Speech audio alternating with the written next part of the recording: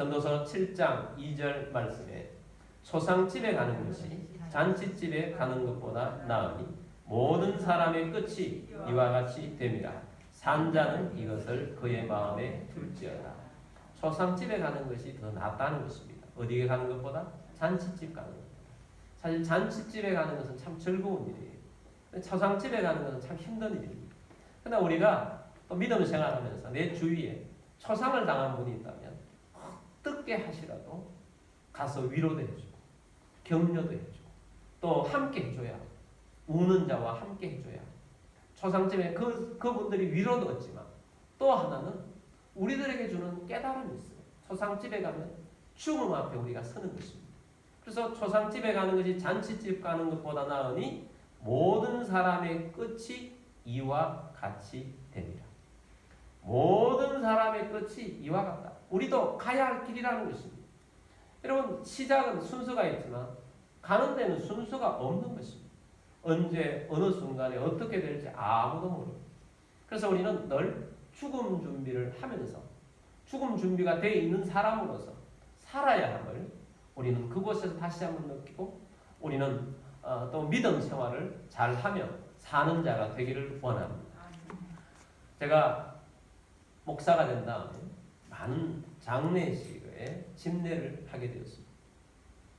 그 많은 장례식을 얼마나 많이 했는지 어떤 경우에는 한 주간 안에 3분의 장례 집례를 한 적도 있습니다.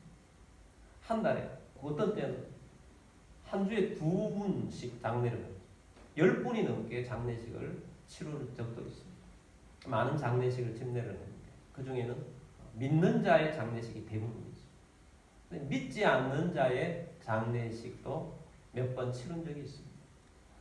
근데 많이 느낌이 달라요. 믿는 자의 장례식과 믿지 않는 자의 장례식은 완전히 다릅니다. 믿는 자의 장례식은 천국에 대한 소망이 있어요. 천국에 대한 소망, 이 소망이 얼마나 큰 것인지를 장례식을 치러보면 압니다.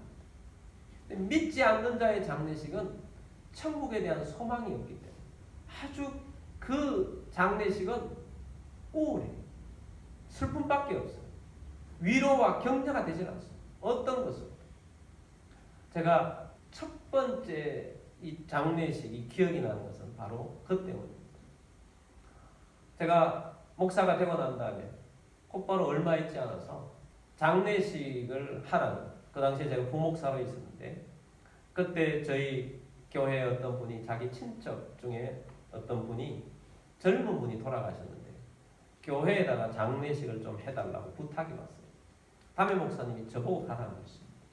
그래서 제가 함께 장례를 도와줄 성도들, 또 헌신하는 성도들과 함께 그 장례를 하기 위해서 경상북도에 있는 상주의 어떤 마을로 가게 되었습니다.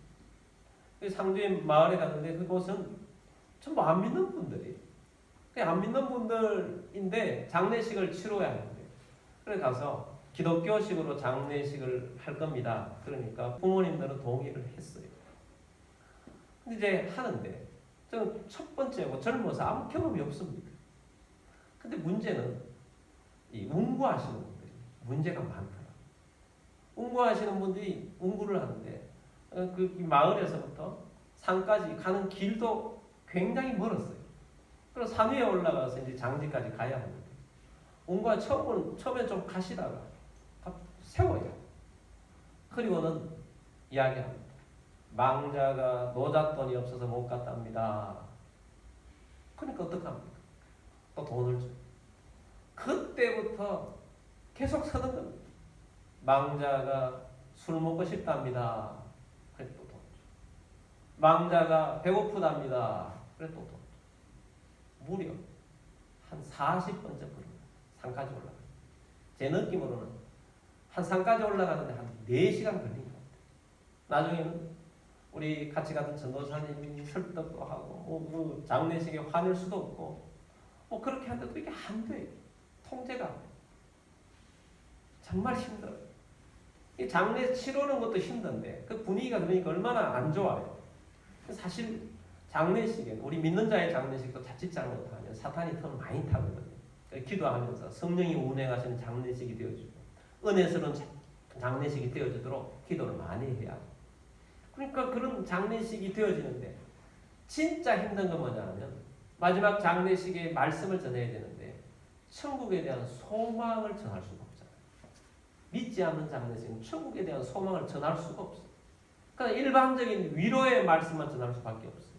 그래도 예수를 믿어야 한다고 복음은 전했습니다만은 소망이 없으니까. 근데 첫 번째 장례식을 치르는 그 장례식 진짜 힘들었어요. 근데 아무리 좋은 말씀을 전하고 아무리 위로의 말을 전해도 천국에 대한 소망이 없으면 그 장례식에는 이 자체가 애통밖에 없습니다. 게다가 젊은 사람이 죽었으니까 그 부모의 심정은 어떻겠습니까? 아무 위로가 되지 않는 거예요. 격려가 되지 않는 것입니다. 그런데 믿는 자의 장례식은 다릅니다. 믿는 분들의 장례는 천국에서 있는 소망이기 때문에 성령님이 또한 운행하시고 위로를 주시고 격려를 주시기 때문에 믿는 자의 장례식에 참여하는 그 자체가 은혜예요. 깨달음이 많아요. 특별히 가까운 분들이 돌아가시면 그 믿는 자의 장례식에 슬프지만 큰 위로를 받고 큰 격려를 받고 천국에 대한 소망으로 가득하게 됩니다. 저도 저희 아버님이 소천하셔서 장례식을 하면서 저희 아버님 장례식을 경험하면서 천국에 대한 소망이 얼마나 가득하게 되는지 내 마음속에 아버지 천국에서 만나겠습니다 하는 그 마음이 강해져요. 그래서 따뜻함이 있어요. 굉장히 슬픈데 따뜻함이 있어요. 위로가 되고 격려가 되고. 그래서 우리에게 있어서 이 천국에 대한 소망을 주셨다는 것, 부활의 소망을 가진다는 것은 엄청난 일이다 하는 것입니다. 그래서 초상집에 가는 것, 이것이 우리에게 있어서 더 낫다라는 것입니다.